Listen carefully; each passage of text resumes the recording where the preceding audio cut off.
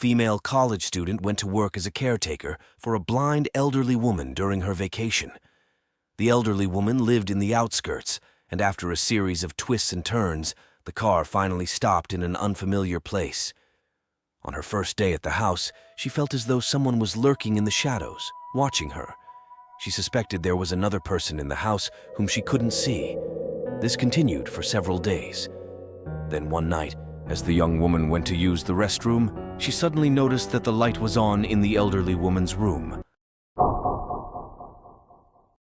A girl shared an apartment with her roommate off campus. The apartment had 2 bedrooms and 1 living room, neat and tidy. In the middle of the night, the girl heard the sound of fingernails scratching the wall above her head, sharp and piercing, causing discomfort. She knew her roommate was usually mischievous and loved to joke around. So she took out her phone and sent a WeChat message to her roommate. "Honey, please stop messing around." The roommate replied, "What messing around? I'm not going back tonight." A woman went to the city for work and rented a very small house. The landlord said, "There's a girl who will live with you, is that okay?"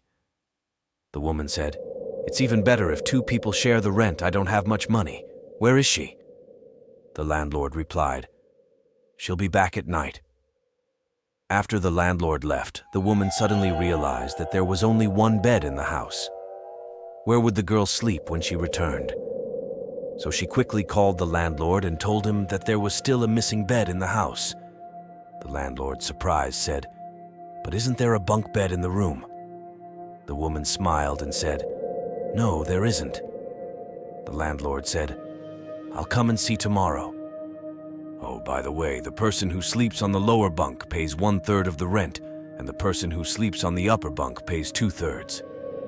You 2 need to discuss who sleeps where." After hanging up the phone, the woman became more and more puzzled. The landlord's explanation made no sense at all. As night fell, the woman sat alone in the house reading a book. By midnight, the girl still hadn't returned. She had no choice but to open her luggage and lay down on the bed. Just as she was about to drift off to sleep, she faintly heard someone say to her, "Sister, you're sleeping on the upper bunk, so you should pay 2/3 of the rent." She shivered and woke up. Upper bunk. After a moment's thought, she suddenly jumped up, turned on the light, and looked under the bed. The bedsheet hung down, revealing only a dark gap.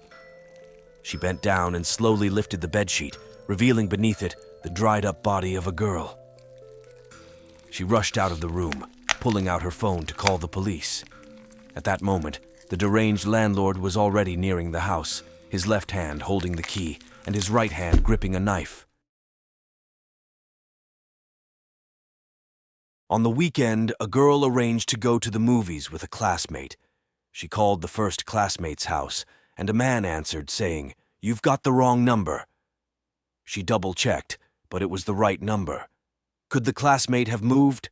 She called the second classmate, but again a man answered, saying, "You've got the wrong number." Perplexed, she dialed the third classmate's number, and once more a man answered, saying, "You've got the wrong number." After hanging up, she was stunned because she felt that these 3 men were the same person.